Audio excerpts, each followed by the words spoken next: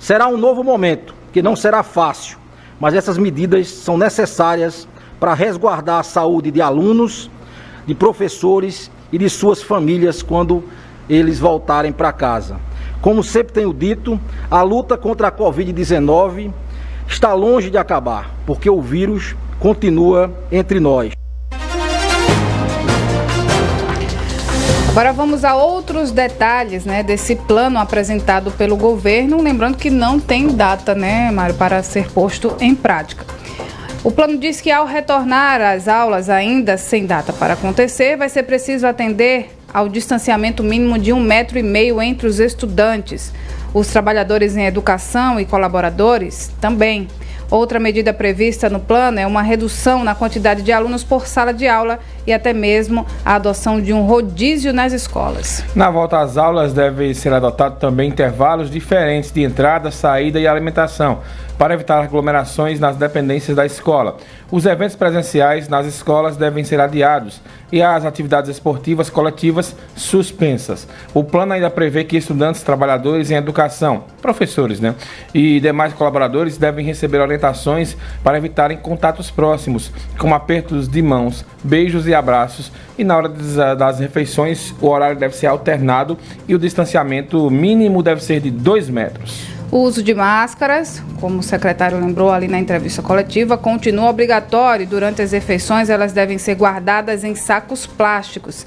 As dependências devem ter álcool 70% disponível e deve haver reforço da limpeza e desinfecção dos ambientes e das superfícies mais tocadas, como mesas, cadeiras, maçanetas, banheiros e áreas comuns, antes e durante o expediente. Segundo o governo de Pernambuco, deve haver orientação intensa a estudantes e trabalhadores das escolas quanto à higienização necessária. Cartilhas com orientações sobre os cuidados básicos da Covid-19 devem ser elaboradas aí e disponibilizadas pela internet, e cartazes afixados em pontos estratégicos. Só um lembrete para os pais e mães que ontem encheram a live do governo do estado de brigas e comentários. Ontem foi o anúncio apenas dos protocolos de como vai ser a volta às aulas. Não tem ainda uma data definida, porque ontem, Renata, uma confusão de gente a favor e gente contra voltar às aulas, mas não tem sequer uma data ainda definida pelo governo. Então, antes de brigar, leia pelo menos os protocolos para você passar para o seu filho, para seu marido, para sua esposa, para seus parentes, o que é que o governo está querendo com essas medidas, que, repito, são medidas que estão sendo adotadas pelo mundo inteiro. Não foi o secretário Fred Amâncio, nem o governador Paulo Câmara que acordaram ontem e disseram, vamos, nem o outro secretário, o de saúde, o André Longo, nem eles que acordaram ontem e disseram, vai ser assim não. Todas as escolas que estão voltando no mundo inteiro é desse jeito. E a gente não é especialista em educação, Renata, e nem em infectologia, mas é mais ou menos aquilo que a gente esperava. Rodízio de alunos, distância, uso de máscaras, álcool em gel e por aí vai. E a gente lembra também que isso vai ser adotado voltando agora em agosto, ou em setembro, ou em outubro, ou em novembro esse ano. Quando voltar? Até que se descubra algo mais eficaz do que os cuidados de higiene. É isso aí que a gente tem para hoje.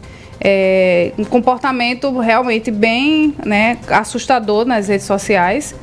Se alguns pais têm esses comportamentos, a gente fica imaginando o que se passa para os filhos. Mas a gente lembra também que os pais têm todo o direito de conversar com as escolas e pedir para que as escolas ofereçam aí as duas opções para quem ainda não se sente seguro em enviar seu filho para a escola, como, por exemplo, continuar uma parte nas aulas remotas. O conteúdo que é dado na sala de aula, para quem se sentir inconfortável em voltar, ser administrado na sala de aula, e esse mesmo conteúdo, quem está dentro de casa, nas aulas remotas, ter acesso a esse conteúdo. Eu acho que tudo dá para ser conversado, nada dá para ser imposto. E tudo tem que ser respeitado.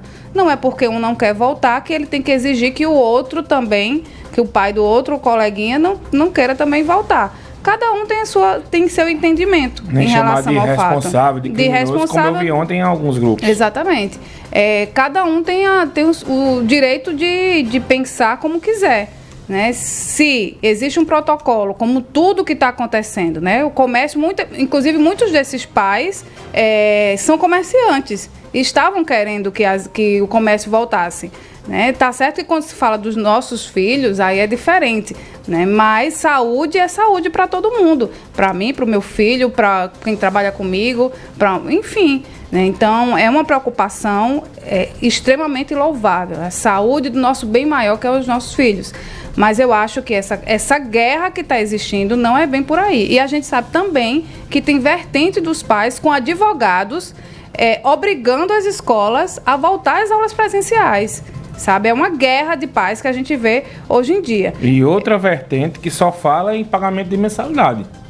O assunto é só esse. Eu estou pagando a mensalidade, e não está preocupado se vai voltar, se não vai, mas o assunto é só mensalidade, que o ano foi perdido. Já que as escolas montaram essa estrutura, a gente lembra também que é diferente, Mário Flávio. Tem as grandes escolas e tem as escolas particulares menores, aquelas escolas de bairro. Então a gente sabe que é diferente a quantidade de alunos, é diferente o que entra de recurso. Então são realidades como tudo no Brasil, né? Tudo é desigual. A verdade é essa. Então a gente tem que pensar em todo mundo. Então eu acho, eu não sou especialista em educação, mas sou mãe, tá? E quero que o que eu decidi para o meu filho seja respeitado e eu não seja julgada por isso. Ou querendo deixá-lo em casa ou querendo ir para a escola. Porque ele está numa escola, ele foi matriculado numa escola em que eu confio. Então, eu acredito que a escola não vai ser irresponsável e nem vou dizer, nem acusar que a escola só está pensando em dinheiro para os meninos voltarem para a sala de aula. Eu acho que não é assim. A escola é uma segunda casa dos nossos filhos. Então, ninguém escolheu uma escola por status, porque é a melhor, não. Você escolhe uma escola porque você concorda com o que tem dentro dela, com seus professores, com sua linha pedagógica. Então, é uma relação de confiança. E aí são momentos difíceis, aquela história.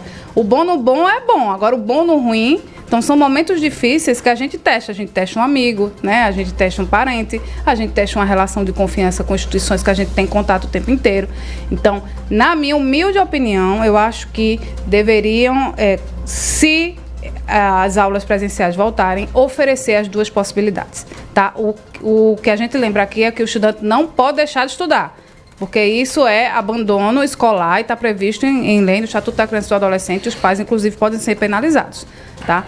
Então, eu acho que a melhor medida é realmente oferecer as duas opções para quem se sente seguro ir para a aula presencial e para quem não se sente seguro continuar nas aulas remotas, sem custo adicional nenhum, claro, né? Porque já que as escolas montaram aí uma estrutura para ter a aula remota, que continue tendo para quem não se sente seguro. E mais uma vez, eu faço aqui um apelo aos pais e mães. Leiam o protocolo, os grupos de WhatsApp, no meu blog, né? Enfim, todo mundo ontem divulgou esses protocolos.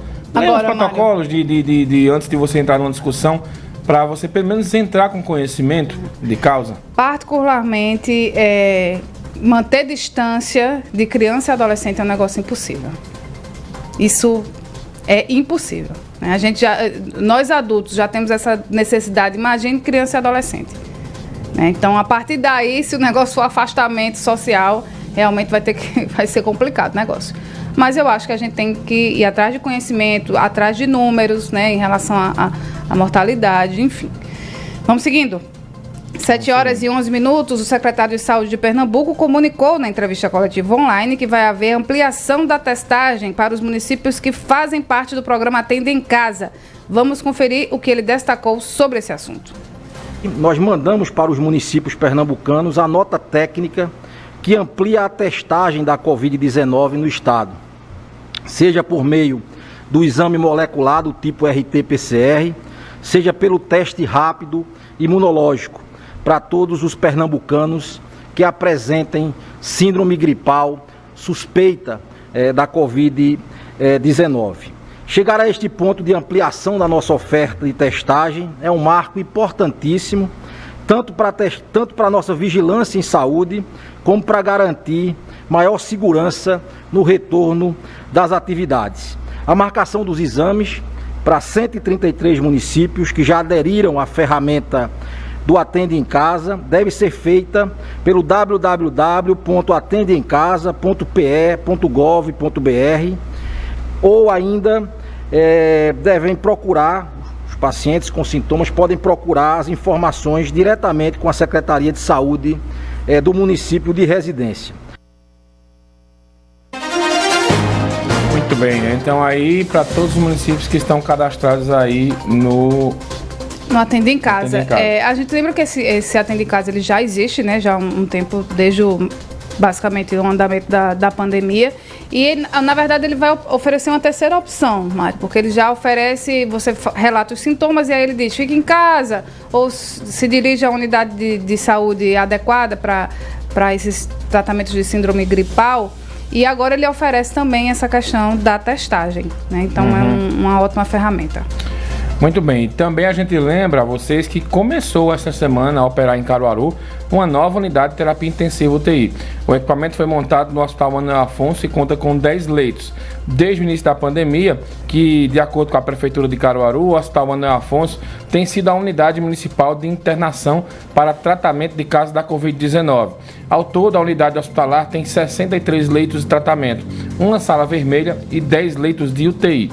O Hospital Manuel Afonso recebeu de março até agora 364 pacientes internados e lá 119 tiveram alta. 7h14. Em Arco Verde, o Centro de Informática Popular montou e doou kits de proteção contra a Covid. Fazem parte do material doado uma cartilha explicativa com atividades, máscara e álcool em gel 70%. As doações foram feitas para crianças do centro que fazem curso online de criação de vídeos. Para a entrega, foi feito um agendamento com a família de cada aluno. O centro é administrado pela Secretaria de Assistência Social de Arco Verde, que intermediou o agendamento e distribuição.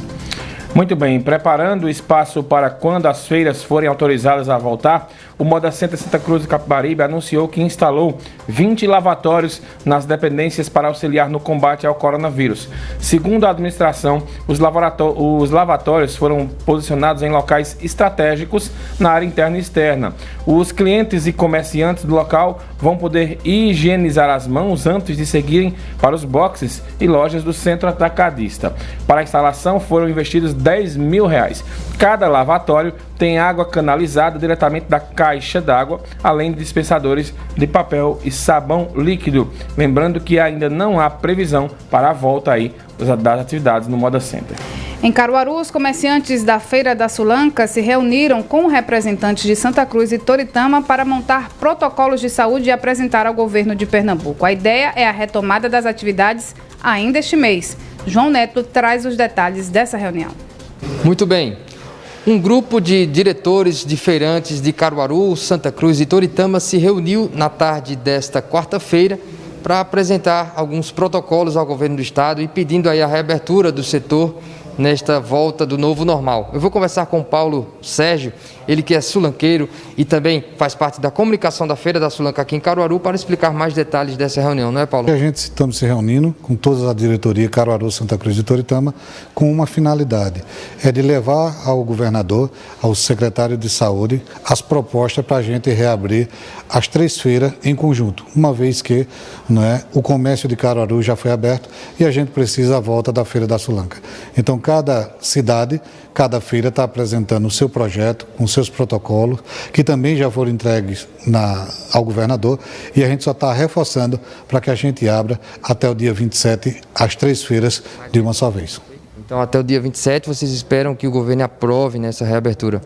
Exatamente. Esperamos que o governo tenha a sensibilidade do seu secretário para reabrir essa feira o mais breve possível, até porque o comércio de Caruaru já está funcionando. E quais são os próximos passos? Os próximos passos, a gente já deve ir para a semana, ou até, se der, até sexta-feira, já entregar ao secretário, conversar com ele, mostrar as propostas que a gente tem, para poder aí a gente ver onde a gente pode melhorar, onde a gente pode atacar ou retornar para que as feiras se abram e não tenha essa aglomeração como está vendo. Como você falou comigo anteriormente, vocês se comprometem com a segurança para tudo que for aberto, volte com a segurança e os protocolos de proteção para os feirantes e também para os comerciantes e clientes.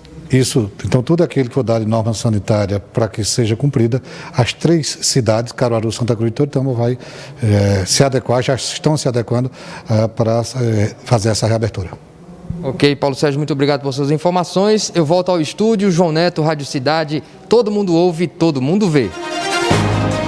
Obrigada, João, pelas informações. A gente lembra que o governo não se pronunciou ainda e que, como o Mário falou, ainda não existe data prevista para o retorno das feiras do Polo de Confecções do Agreste. 7h17, a gente vai para um breve intervalo e daqui a pouco a gente volta com mais Jornal da Cidade. Você está ouvindo o programa Jornal da Cidade. A apresentação: Mário Flávio e Renata Torres. Apoio: Unimed Caruaru. Cuidar de você. Esse é o plano. E Casa Nova Construção, com loja aberta e atendimento pelo nosso Televendas. 2103-1313. Sismuc Regional, Trabalho e Luta. Rua Padre Félix Barreto, número 50, Maurício de Nassau. Telefone 81-3723-6542.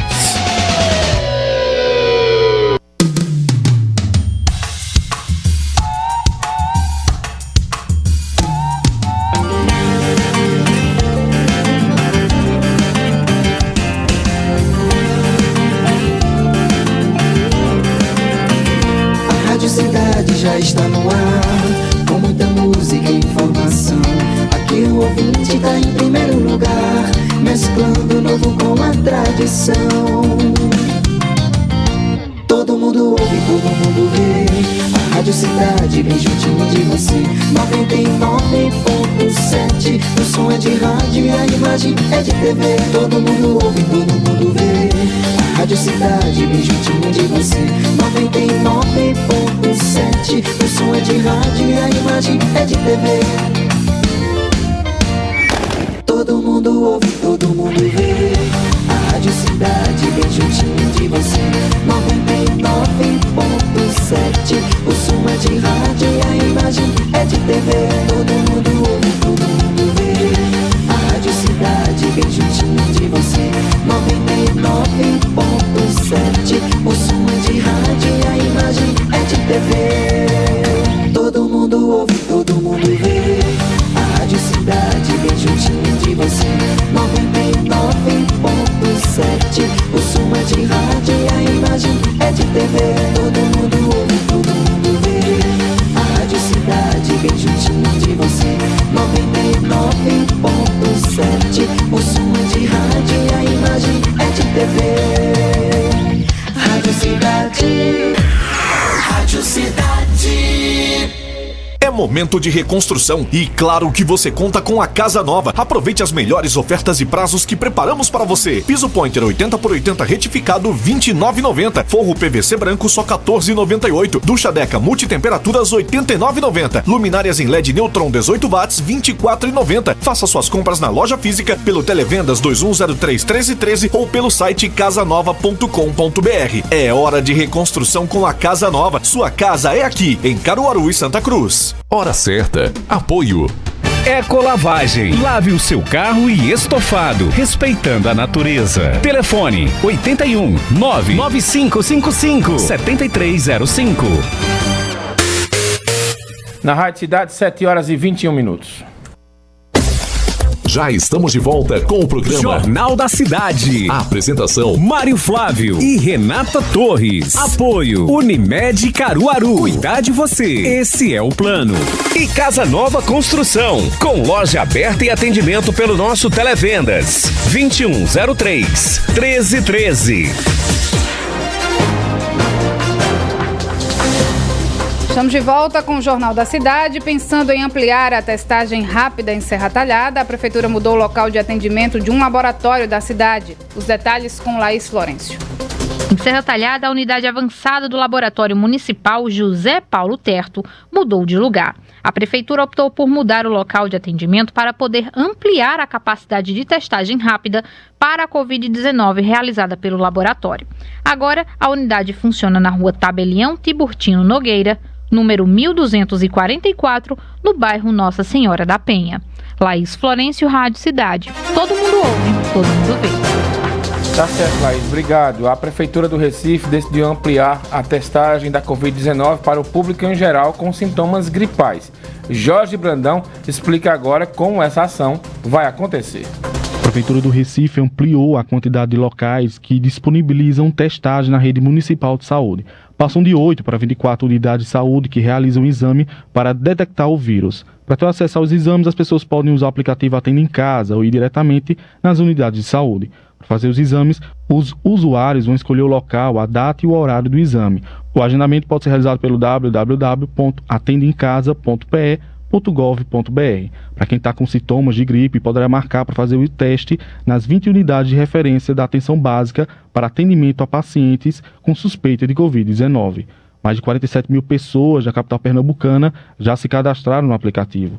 20 mil foram atendidos através de teleorientação por meio de videochamada com médico ou enfermeiro. Porém, 5 mil pessoas foram instruídas a procurar um serviço de saúde para a consulta.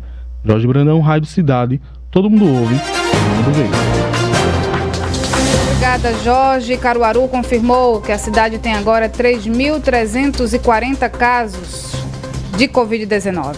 O número de mortes é de 191 e o de recuperados subiu para 2.812, segundo a Secretaria de Saúde de Caruaru. Em Pernambuco, a Secretaria de Saúde confirmou que foram 1.384 novos casos da doença. Com esses casos, o total de infecções subiu para 74.960, sendo a maioria de casos leves, segundo o governo. O número de mortes no estado subiu para 5.772, sendo 57 novas mortes nas últimas 24 horas. O número de recuperados no estado chegou a 53.355 pessoas. No Brasil, o Ministério da Saúde confirmou que são mais de 1.966.000 casos de contaminação e 75.366 mortes até o momento. Lembrando que o país tem o maior número de curados do mundo, né? São mais de 1.200.000. Dos 15 moradores que estavam em investigação por suspeita contra a Covid-19 em Fernando de Noronha, todos testaram positivo para a doença. Essas pessoas estavam em investigação por terem tido contato com os 3 últimos casos de pessoas infectadas na ilha. Esses 15 moradores seguem isolados. Além desses casos, o Recife recebeu 47 amostras vindas da ilha de moradores que desembarcaram em Noronha, junto com 26 profissionais de serviços essenciais. Todos estão em isolamento aguardando os resultados. A ilha de Fernando de Noronha já diagnosticou aí 76 casos da infecção e até o momento não registrou nenhuma morte. 7h25. Desde que começou a pandemia em Pernambuco, mais de 8.000 profissionais de saúde foram contratados. Ana Rebeca Passos tem os detalhes desse balanço. Desde o dia 12 de março, quando os primeiros casos de coronavírus foram registrados em Pernambuco, o estado contratou mais de 8.000 profissionais de saúde. No mesmo período, foram abertos 1.771 leitos de UTI e de enfermaria para pacientes com a Covid-19. Esses dados fazem parte de um balanço apresentado pelo governador Paulo Câmara. Em um pronunciamento divulgado em vídeo nas redes sociais, Câmara avaliou os resultados das ações desenvolvidas nos 4 meses de pandemia. Ele também abordou a reabertura das atividades econômicas. Segundo o governador, foram abertos 803 leitos de UTI, 968 vagas de enfermaria, contratados mais de 8.000 profissionais e investimentos em ações sociais para amparar a população mais vulnerável. O resultado é que estamos colocando em prática um plano de convivência com a Covid-19, sem registrar aumento de casos, óbitos ou demanda por leitos de terapia intensiva, destacou Paulo Câmara. O governador disse que os 4 meses de pandemia foram um período de muitas restrições com o isolamento social. Ele também afirmou que Pernambuco realizou a maior operação logística e sanitária da história para adequar o sistema de saúde a essa nova realidade. Na economia, o chefe do Executivo Estadual disse que há indicadores positivos. Segundo ele, na semana passada, o Instituto Brasileiro de Geografia e Estatística divulgou que Pernambuco atingiu o 2º maior crescimento na atividade industrial do país. Ana Rebeca Passos, Rádio Cidade. Todo mundo ouve, todo mundo vê. Muito bem, Ana. Obrigado aí pelas informações. Está marcada para hoje a reunião da diretoria da Agência Nacional de Saúde, a ANS, que vai decidir se os testes de Covid-19 vão permanecer na lista de serviços obrigatórios das operadoras de plano de saúde. Uma decisão judicial incluiu os testes no rol obrigatório em 29 de junho. No entanto, essa liminar foi derrubada pelo Tribunal Regional Federal da 5ª Região aqui de Pernambuco em um pedido da ANS. Segundo a agência, há riscos para os beneficiários quando se incorporam novas tecnologias sem uma devida análise criteriosa. A agência informou ainda que, independentemente das decisões judiciais, já faz avaliações técnicas sobre a incorporação dos testes sorológicos para o novo coronavírus no rol dos procedimentos. Renata. 7h27. Um estudo apontou que a maioria das grávidas que morreram no mundo com Covid está no Brasil. De 160 mortes de grávidas registradas no mundo até 18 de junho, 124 foram no Brasil.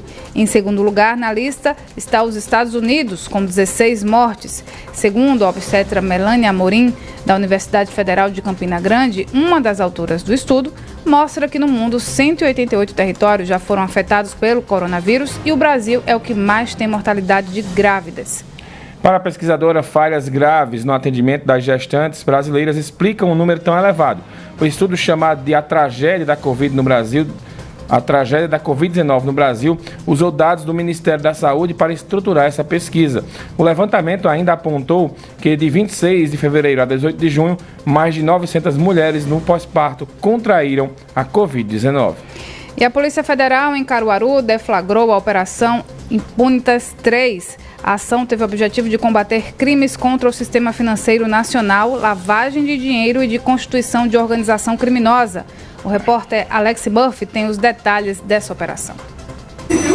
A Operação Escaparate faz parte da terceira fase da Operação Impunitas, que investiga aí desde março do ano passado, uma quadrilha, uma organização criminosa especializada aí na prática de crimes contra o sistema financeiro nacional, que atuava principalmente na agência do Banco do Nordeste em Santa Cruz do Capibaribe. Alguns mandados foram emitidos aí pela Polícia Federal e foram cumpridos, e a gente vai ter os detalhes agora sobre esses cumprimentos, e esses mandados com o delegado Márcio Tenório, que é delegado da Polícia Federal. Doutor, muito obrigado pela sua participação mais uma vez aqui na Rádio Cidade. Conte pra gente detalhes sobre essa prisão e também esses mandados. Muito bom dia. Bom dia. A Operação Escaparate, que é a terceira fase da Operação Impunitas, ela faz parte do contexto de uma investigação que se iniciou em março do ano passado e que visava justamente identificar uma quadrilha, uma organização criminosa que estava agindo dentro da agência do Banco do Nordeste em Santa Cruz,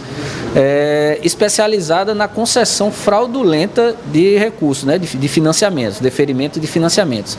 Ao final da investigação, ali em meados de setembro, ficou constatada a participação do então gerente da agência, que é o conhecido como Alexandre Issa, ficou constatada a participação dele e de mais outras 30 pessoas, e ao cabo dessa primeira fase eles foram denunciados por organização criminosa, lavagem de dinheiro e crime contra o sistema financeiro nacional. Ocorre que, com o recebimento das informações complementares das medidas que foram pedidas pela polícia, a exemplo da quebra de sigilo fiscal e bancário, que começaram a chegar meses depois do início da investigação, a gente conseguiu constatar que o principal braço direito do grupo, que era o braço direito do líder da organização, do gerente, que foi preso hoje, ele continuou com a mesma prática, Foi pedida a prisão dele, na época da segunda fase da Operação Impunitas, foi pedida a prisão dele e do Alexandre Issa, e foi negada pela Justiça. E em liberdade eles continuaram, pelo menos o Jefferson continuou comprovadamente a forjar processo, utilizando laranja, empresas fantasmas, e dessa vez ele recorreu ao Itaú em busca de recursos para financiar essas empresas de fantasmas. Na verdade, não era só realmente para desviar o recurso público. E essas novas condutas elas foram identificadas entre outubro do ano passado, ou seja, depois que a operação a segunda fase já tinha sido encerrada, e janeiro desse ano, de 2020. Só nesse período, o Jefferson, que foi preso hoje, ele conseguiu, junto ao Banco Itaú, uma quantia de quase 5 milhões de reais. Tá? Então, esses recursos são recursos que eram para financiar o desenvolvimento da região, micro, pequenos e microempreendedores, e esses recursos foram desviados com finalidade ilícita. Então, hoje, a gente conseguiu mostrar isso à Justiça, que ele solto, estava respondendo em liberdade, ele continuava a praticar os mesmos crimes, inclusive na mesma região e nos mesmos moldes, exatamente a mesma natureza de delitos. E a Justiça acatou o nosso pedido, o Ministério Público também foi favorável, e hoje a gente deu cumprimento à prisão dele para tentar fazer com que ele, de fato, pare com essas práticas criminosas. E em relação ao líder dessa quadrilha, dessa organização criminosa, que é o Alexandre Issa, que era gerente aí do Banco do Nordeste, lá na agência de Santa Cruz do Capibaribe, né? Como é que está o monitoramento dele? Ele está em liberdade, o Ministério Público acatou aí a prisão dele. Como é que está a situação dele nesse momento? Em setembro do ano passado a gente pediu a prisão do Alexandre Issa e essa prisão foi negada, a do Jefferson também havia sido negada. Posteriormente, como eu já falei, com a análise dessas informações do COAF, a gente conseguiu chegar a essas movimentações novas, essas novas fraudes, aqui encabeçadas a princípio por Jefferson, mas a gente sabe que, na verdade, o Jefferson, ele era, em todo o esquema, ele era o braço direito, tanto do Alexandre Issa, que foi denunciado pelo Ministério Público como líder da organização criminosa à época. Então, a gente está analisando ainda, essa fase não é fase conclusiva. Tá? Então a gente hoje fez buscas, fez a prisão do Jefferson e também fez buscas. Os dados continuam a chegar do Banco Central e do COAF e a gente continua a fazer análise e cruzamento. Hoje o Alexandre Issa se encontra em liberdade e a gente ainda não pode afirmar que essas novas condutas têm alguma relação com ele, mas a investigação continua. Ok, conversamos aqui com o doutor Márcio Tenório, ele que é delegado da Polícia Federal, esclarecendo aí essa operação, né, Escaparate, que faz parte da terceira fase da Operação Impunitas, né, que investiga aí, desde o ano passado, uma quadrilha especializada aí em prática de crimes contra o sistema financeiro nacional e uma pessoa foi presa na manhã desta quarta-feira. Voltamos aí ao estúdio. Alex Murphy, Rádio Cidade, todo mundo ouve, todo mundo vê. Ok, Alex, obrigado. Olha, sobre essa operação, que tem o nome de Escaparate, terceira fase da Operação Impunitas, deflagrada aí pela Polícia Federal, o Banco do Nordeste informou que desde o início apurou as irregularidades por meio de uma auditoria interna e adotou providências disciplinares em relação aos funcionários envolvidos. O então gerente da agência do Banco do Nordeste em Santa Cruz, Capibaribe, de acordo com a nota, não é mais funcionário do banco, tendo sido demitido em função das responsabilidades apuradas. As informações levantadas, incluindo participação de terceiros não funcionários do banco, foram antecipadamente de forma proativa encaminhadas pelo BNB às autoridades competentes, inclusive à Polícia Federal. Finalizando a nota, o Banco do Nordeste reafirma o compromisso com a conformidade e com os princípios da boa governança. 7h35, a Justiça, por meio do juiz José Renato Bezerra, da primeira vara de crimes contra a criança e o adolescente, decidiu aceitar a denúncia feita pelo Ministério Público de Pernambuco, o Ministério Público contra Sari Corte Real, por abandono de capaz com resultado de morte no caso da morte do menino Miguel. De acordo com o Ministério Público, a denúncia foi apresentada aí pelo promotor Eduardo Tavares. No entendimento dele, as penas devem ser agravadas pelo abandono ter sido em meio à calamidade pública da pandemia do coronavírus. Em um prazo de 10 dias, deve ser aberto aí para que a defesa de Sari Corte Real se manifeste. 7h35, o projeto de lei complementar que facilita a renegociação de dívidas dessas empresas com a União, nos termos da lei de contribuinte legal, foi aprovado pelo Senado. Como já passou pela Câmara, o projeto precisa apenas ser sancionado pela presidência para entrar em vigor pelo presidente Jair Bolsonaro. Em abril foi sancionada a lei do contribuinte legal, que permite que o governo faça negociações quanto à dívida com a União, seja em fase administrativa, judicial ou em fase de créditos inscritos em dívida ativa com micro e pequenas empresas. E a Polícia Rodoviária Federal vai ganhar uma nova sede em Caruaru. João Neto traz agora as informações de como vai funcionar esse novo espaço. O posto da Polícia Rodoviária Federal, localizado próximo à Vila do Juriti, às margens da BR-104 aqui em Caruaru, foi desativado temporariamente. De acordo com a PRF, o intuito é que o prédio passe por melhorias na estrutura. E os problemas são perceptíveis. A pintura está desgastada e começa a descascar. Algumas portas estão velhas e quebradas, com a madeira gasta.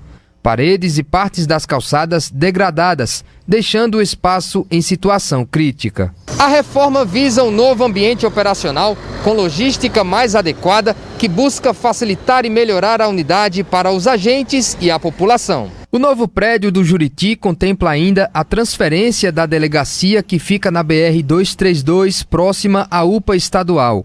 O prédio será desativado após a conclusão da obra e todos os serviços se concentrarão no novo espaço no Juriti. Segundo o chefe do Núcleo de Policiamento e Fiscalização da PRF em Caruaru, o inspetor Djaci Felipe, a restauração irá beneficiar o trabalho da polícia. Ele explica o que muda para a população. A gente vai ter uma infraestrutura bem melhor, bem mais organizada para atender às novas demandas e às novas tecnologias da área de segurança pública. Então, vai abarcar todas as nossas necessidades lá. Ainda de acordo com o inspetor, as obras terão início a partir do mês de agosto e o prazo para a entrega é de 18 meses. Já estava na hora dessa reforma. Vamos fazer um breve intervalo, daqui a pouco a gente volta aqui no seu Jornal da Cidade com mais informações sobre Caruaru e região. Você está ouvindo o programa Jornal da Cidade. A apresentação: Mário Flávio e Renata Torres. Apoio Unimed Caruaru. Cuidar de você. Esse é o plano. E Casa Nova Construção, com loja aberta e atendimento pelo nosso Televendas 2103-1313. Olá pessoal, meu nome é Robson Nielson. A gente vai se encontrar durante a semana de 5 às 6 da tarde no Futebol na Cidade, debatendo tudo sobre o futebol e também os esportes em geral. Rádio Cidade, todo mundo ouve, todo mundo vê. Participe da promoção Indique e Ganhe da BrisaNet. Aqui a sua indicação vale desconto de até 100% na sua mensalidade. Para participar é muito fácil. Indique um amigo no site brisanet.com.br. Seu amigo assina e após a instalação, você garante o seu desconto. Quanto mais pessoas você indicar, mais descontos você ganha. Acesse nosso site ou ligue 0800 281 3017. BrisaNet, levando o mundo até você. O consultor empresarial Eugênio Salles traz dicas para entrar e se manter no mercado de trabalho enquanto profissional moderno, criativo e de bom desempenho. Tudo isso você confere sábado, a partir das 4 da tarde, com o programa Direto ao Ponto. Apresentação: Eugênio Salles. Olá, eu sou Plácido e toda segunda-feira a gente se encontra no Manhã Cidade na coluna Chama o Arquiteto, com dicas de arquitetura e decoração. Contamos com a sua audiência aqui na Rádio Cidade. Todo mundo ouve, todo mundo vê. Hora certa. Apoio Ecolavagem. Lave o seu carro e estofado, respeitando a natureza. Telefone 81 99555 7305. Na sua Rádio Cidade, 7 horas e 40 minutos. Já estamos de volta com o programa Jornal da Cidade. A apresentação: Mário Flávio e Renata Torres. Apoio Unimed Caruaru. Cuidar de você. Esse é o plano. E Casa Nova Construção, com loja aberta e atendimento pelo nosso Televendas 2103-1313.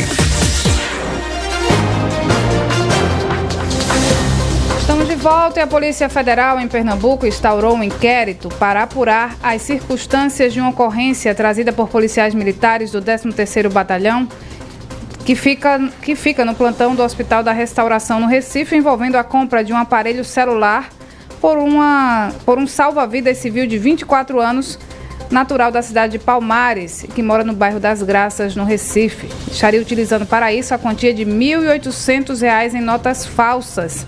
R$ 1.800.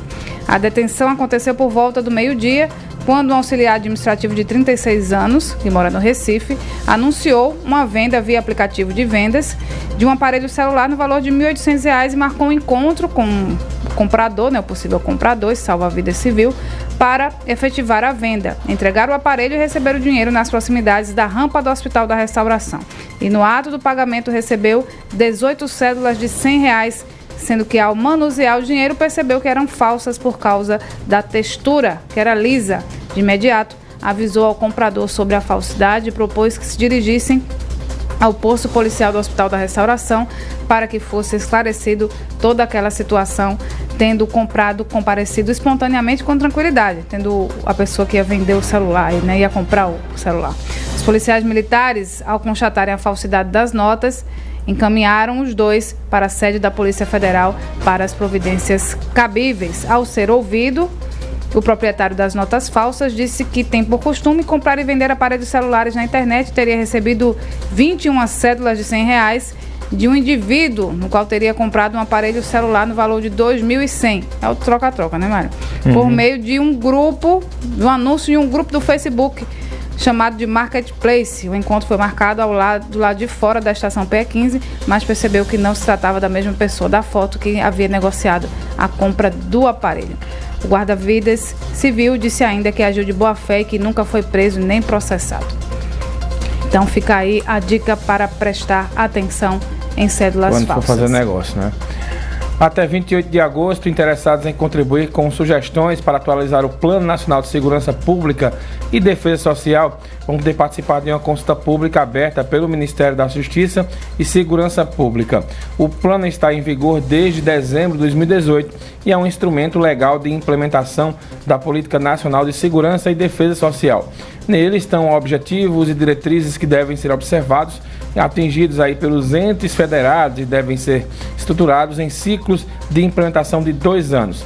Quem desejar contribuir com o plano deve se cadastrar em uma plataforma digital chamada Wikileges, disponível no site do Ministério.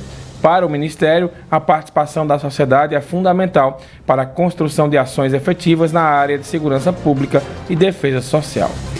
7h43, avaliado pela Fundação Getúlio Vargas, FGV, a inflação em julho deste ano foi registrada em 1,91%, a taxa superior à observada no mês anterior, que foi de 1,55%. Os índices de inflação são usados para medir a variação dos preços e o impacto no custo de vida da população. A inflação que as pessoas sentem no bolso é bem maior que o índice oficial. Isso é normal e não quer dizer que o dado oficial seja fraudado. Com esse número avaliado pela FGV, o indicador nacional acumula taxa de inflação de 6,23% em 12 meses. E um estudo da Data Poder 360, uma pesquisa, mostrou que prefeitos e governadores perderam popularidade neste mês. Robson Nielson traz os dados dessa pesquisa agora pra gente. A pesquisa Data Poder 360 mostra que tanto governadores quanto prefeitos perderam popularidade no fim de junho para começo de julho. O percentual de eleitores que avaliava o trabalho dos chefes dos governos estaduais como ótimo ou bom caiu de 41% para 34%. A queda foi de 7 pontos, acima da margem de erro do levantamento. A pesquisa foi realizada de 6 a 8 de julho de 2020 pelo Data Poder 360, divisão de estudos estatísticos do Poder 360 por meio de ligações para celulares, telefones fixos. Foram 2.500 entrevistas em 512 municípios, nas 27 unidades da federação. No levantamento anterior, o maior percentual de ótimo ou bom foi dos governadores, 45%. Era observado no grupo que considerava o trabalho do presidente ruim ou péssimo.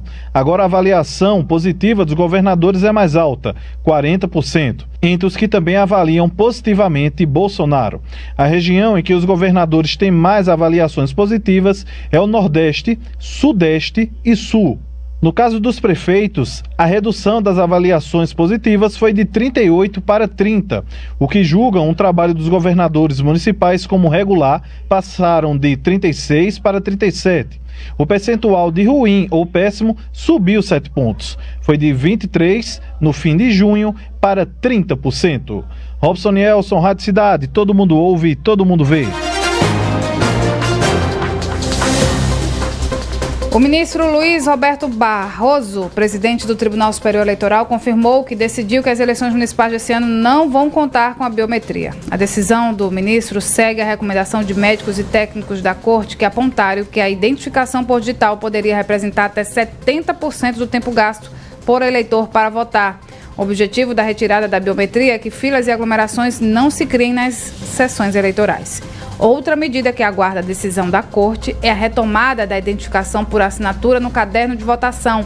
Para isso, o TSE deve fazer uma campanha para estimular as pessoas a levarem a própria caneta no dia da votação, aí com o objetivo de diminuir o contágio pelo novo coronavírus. E a pesquisa nacional por amostra de domicílios continua. Educação apontou que a taxa de analfabetos no Brasil caiu de 6,8% em 2018 para 6,6% em 2019. a pesquisa de amostra de domicílios contínua, tá? Eu li sem um acento aqui. Em números, essa queda aponta que menos 200 mil analfabetos no país, no entanto, 11 milhões de pessoas ainda não sabem ler e escrever. Segundo o IBGE, que realiza a pesquisa, esse número é composto por pessoas de 15 anos ou mais que, pelos critérios do próprio Instituto, não são capazes de ler e escrever nem ao menos um bilhete simples. 18% dos analfabetos do Brasil têm 60 anos ou mais. Em 2018, esse número era de 18,6% e em 2016, 20,4%. Oi? 2100, né? Em 2100, o mundo deve ter quase 9 bilhões de pessoas. Ixi. Haja menino. Gabriela Mendes traz agora pra gente quais as previsões para daqui a 80 anos em relação à população mundial. O Instituto de Pesquisa, que trabalha na área de estatísticas globais de saúde e avaliação de impacto, localizado na Universidade de Washington, em Seattle, indica que a população mundial deve começar a encolher na segunda metade do século XXI, atingindo 8,8 bilhões em 2100, cerca de 2 bilhões a menos do que a projeção da ONU. Pesquisadores do Instituto Internacional prevêem um pico populacional a partir de 2064, com 9,7 bilhões de pessoas antes de começar a declinar até 2100. De acordo com o último relatório das Nações Unidas sobre a população mundial, a Terra terá 9,7 bilhões de habitantes até 2050 e 10,9 bilhões em 2100, em comparação com os atuais 7,7 bilhões. O novo estudo questiona esse crescimento contínuo ao longo do século XXI. O declínio dependerá em grande parte do desenvolvimento da educação das meninas e do acesso ao controle de natalidade, o que reduzirá a taxa de fertilidade para 1,66 filho por mulher em 2100, em comparação aos atuais 2,37, de acordo com o estudo. Essa queda na fertilidade é muito mais rápida do que a prevista pela ONU. Gabriela Mendes, Rádio Cidade. Todo mundo ouve, todo mundo vê. Ok, Gabriela, obrigado. E o Aeroporto Internacional do Recife divulgou que, em comparação ao mesmo período do ano passado, o mês de junho de 2020, teve um aumento de 58,5% na movimentação de passageiros no local. Esse número representa 96 mil pessoas passando pelo aeroporto no mês passado. Em junho, 30 voos entre pousos e decolagens foram realizados por dia. Em julho, a oferta de voos aumentou para 58 pousos e decolagens por dia. Se comparado com outros aeroportos, o do Recife é a principal porta de entrada para o Nordeste. O aeroporto de Salvador, outro terminal de destaque na região, demonstrou um crescimento de 39,5% no período, atingindo movimentação de pouco mais de 56 mil passageiros. A gente entrevistou ontem, inclusive, o secretário de Turismo do Estado. Ele disse que o número é muito bom, mas, por outro lado, mostrou preocupação, porque é mais gente, né, de outros estados vindo para Pernambuco, aumentando a circulação, e com isso pode criar problemas aí no que diz respeito ao coronavírus. Deu um fôlego, mas ao mesmo tempo reforça a necessidade de um cuidado maior. 7h50. Mário, você recebeu em algum grupo de WhatsApp ontem uma história de um clarão no céu aí? Começou a especulação nesses grupos do que seria aquilo? Fim do mundo foi só uma das coisas, né? Fim do mundo, né? Os alienígenas estão nos visitando. Só o que falta, né, para 2020. É o seguinte, nas redes sociais, moradores de Custódia, no sertão de Pernambuco, relataram um susto que tomaram na noite desta quarta-feira. Muitos comentaram ter ouvido um barulho alto vindo do céu. As opiniões se dividiram entre queda de avião, meteoro e até mesmo visita extraterrestre. Tudo isso em grupo de WhatsApp, tá? De acordo com as publicações, moradores de cidades próximas, como Carnaíba, Ingazeira, Guaraci e Sertânia, também sentiram impacto no solo e acompanharam um clarão no céu por volta das 7 da noite. Aí, com essa história do clarão, foi acompanhado de uma fotografia, né? Porque começa assim, o WhatsApp, né? Quem tá vendo aí as peças, quem tá acompanhando, né, nas redes sociais da Rádio Cidade, pode aí acompanhar. Puder colocar mais uma vez, Fábio, a foto que começou a circular com essa história de Custódia. No WhatsApp, o boato de que se tratava da queda de um avião de pequeno porte foi rapidamente difundido, mas a informação pode ser descartada ao checar as imagens que acompanhavam o texto, né? A foto do avião que enviaram se tratava de um acidente no Ceará que aconteceu em maio deste ano. A Central de Operações Codecip também negou a procedência da queda da aeronave. De acordo com a Central e a Sindacta, por meio de oficial da Aeronáutica de Serviço, capitão Ralph, disse que não existe aeronave cadastrada na área descrita. De acordo com o sismólogo Eduardo Menezes, nenhum tremor de alta intensidade foi constatado na região. Aí tem uma aspas aqui, essa reportagem do Diário de Pernambuco. Eu e meus pais estávamos dentro de casa quando ouvimos um estrondo muito forte. A princípio pensei que fosse um trovão, mas o barulho foi mais forte que o normal.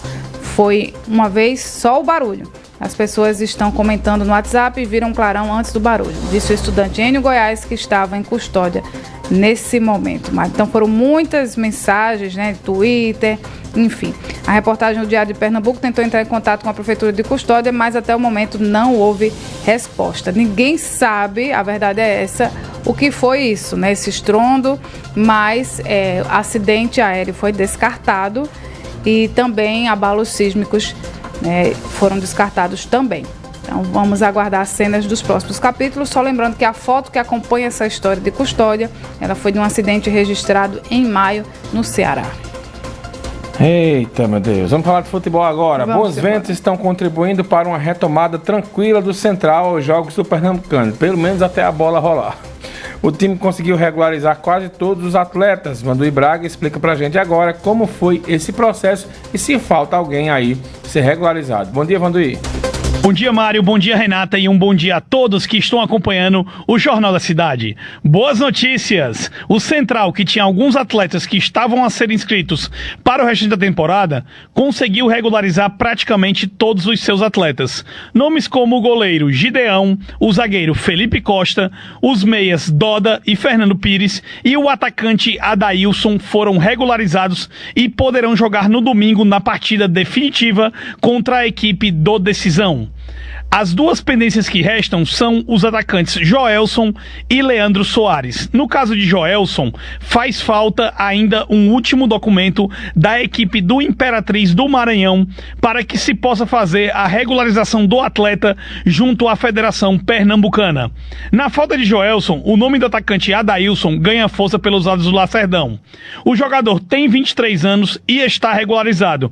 Foi indicação do técnico Silvio Criciúma, com quem trabalhou na equipe do Anápolis de Goiás. O atacante esteve no elenco da Jacuipense, que subiu para a Série C no ano passado.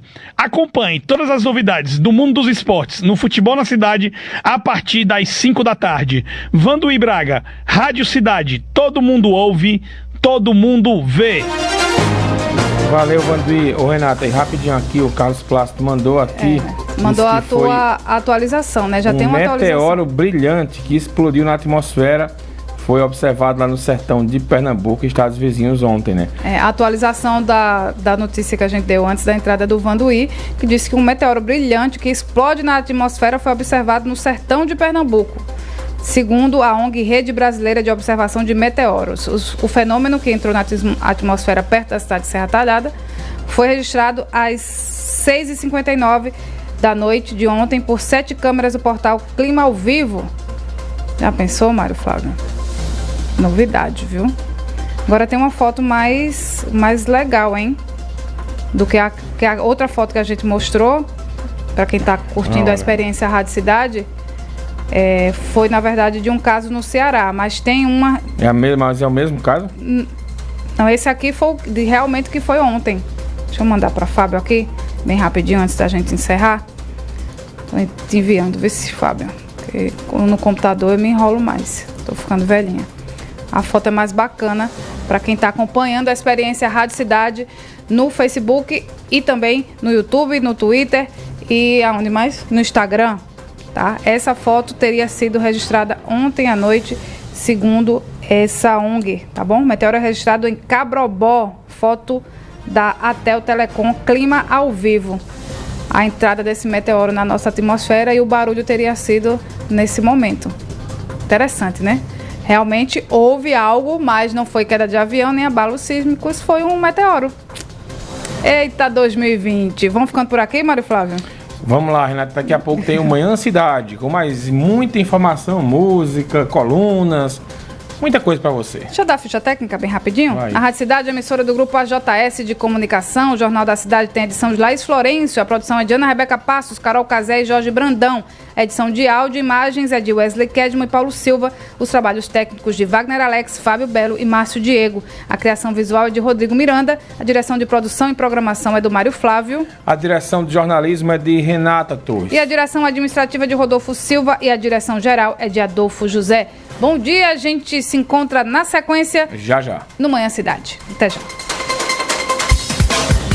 Você ouviu na Rádio Cidade o programa Jornal da Cidade. A apresentação Mário Flávio e Renata Torres. Apoio Unimed Caruaru. Cuidar de você. Esse é o plano. E Casa Nova Construção, com loja aberta e atendimento pelo nosso Televendas 2103-1313. ZYI 785 AM 910, Rádio Cidade Caruaru, FM